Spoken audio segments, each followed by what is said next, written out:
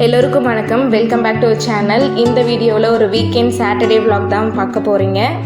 Every Saturday Sunday வந்து எனக்கும் என் ஹஸ்பண்ட்க்கும் holidays தான். பட் வீக் டேஸை கம்பேர் பண்ணும்போது வீக்கெண்டு தான் எங்களுக்கு ஒர்க் வந்து ஜாஸ்தியாக இருக்கும். ஸோ எல்லா வேலையுமே வந்து வீக்கெண்ட் பார்த்துக்கலான்ட்டு வச்சுருவோம்.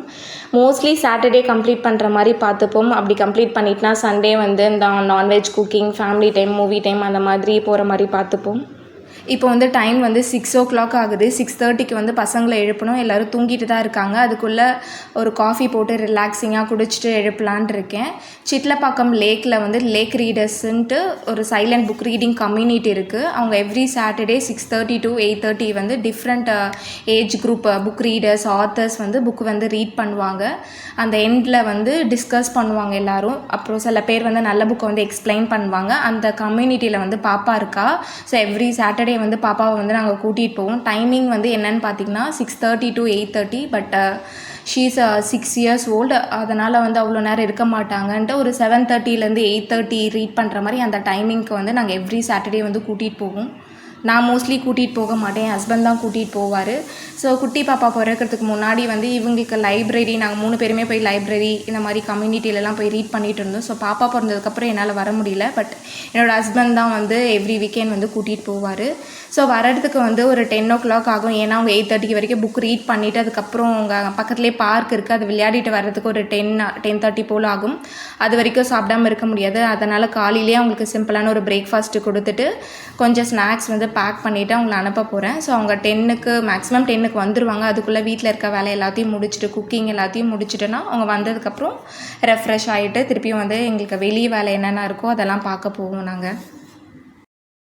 இப்போ டைம் என்னென்னு பார்த்தீங்கன்னா 8:30. நான் குளிச்சுட்டு என்னுடைய பிரேக்ஃபாஸ்ட் முடிச்சிட்டேன். இப்போ டுடூ லிஸ்ட்டை தான் நான் எழுத போகிறேன்.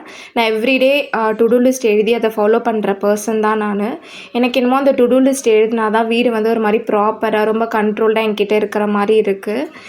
இப்போ வந்து நான் டுடூ லிஸ்ட்டு தான் எனக்கு என்னென்ன ஒர்க் இருக்குன்ட்டு நான் எழுத போகிறேன். எனக்கு இன்றைக்கி கொஞ்சம் பேங்க்கில் ஒர்க் இருக்குது. அதனால் ஃபர்ஸ்ட் ஆஃப் வந்து ஃபுல்லாக பேங்க் ஒர்க்கு தான் போயிட்டுருக்கும்.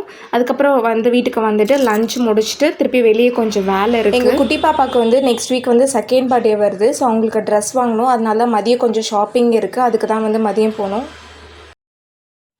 இது வந்து என்னோடய பொண்ணோட டுடூ லிஸ்ட். அவங்களுக்கு ஏற்ற மாதிரி நாங்கள் டிசைன் பண்ண ஒரு விஷயந்தான். இதில் டெய்லி ரொட்டீன் தான் இருக்கும். ஸ்ட்ரக்சர்டாக அவங்க லைஃப் இருக்கணுன்றதுக்காக க்ரியேட் பண்ணல, இண்டிபெண்ட்டாக இருக்கணுன்றதுக்காக க்ரியேட் பண்ணது. இன்னொரு விஷயம், இதை டெய்லி எல்லாத்தையும் டிக் பண்ணணும்னு அவசியம் கிடையாது. ஆக்சுவலி இது நல்லா ஒர்க் ஆகுது. ஒரு பாஸ்ட் ஒரு 9 months இதை ஃபாலோ பண்ணிகிட்ருக்கோம். ஒரே ஒரு சேலஞ்ச் என்னென்னு பார்த்தீங்கன்னா என்னோடய குட்டி பாப்பா இதை கிழிச்சிட்டு போயிடுவாங்க. ஏன்னா ஹைட்டுக்கு ஏற்ற மாதிரி கீழே வச்சுருக்கிறதுனால அவங்க எடுத்துகிட்டு போயிடுவாங்க. இந்த பேப்பர்லேயே பார்த்தீங்கன்னா ஃபஸ்ட்டு 15 days வந்து இல்லை பாருங்கள், எடுத்துகிட்டு போய் கிழிச்சிடுவாங்க. அதுக்கப்புறம் அடுத்த பேப்பர் கொடுப்பேன். ஸோ இப்போ வரைக்கும் இந்த டுடூ லிஸ்ட்டை வந்து ரொம்ப ஹாப்பியாக தான் என் பொண்ணு ஃபாலோ பண்ணிகிட்ருக்காங்க. அவங்க வர்றதுக்குள்ளே குக்கிங்கும் முடிச்சாச்சு. ஃபர்ஸ்ட் ஆஃப் பேங்க் வேலையை முடிச்சுட்டு அதுக்கப்புறம் ஷாப்பிங் தான் போயிருந்தோம். குரோம்பேட் போத்தீஸில் வந்து 70% கிளியரன்ஸ் சேல் போட்டிருந்தாங்க. அதில் வந்து குக்கிங் வெசல்ஸ்லாம் நல்லாவே இருந்தது. முக்கியமாக அந்த குக்கர்ஸ்லாம் நல்லா இருந்தது. 1.5 liters குக்கர், 2 litersலாம்.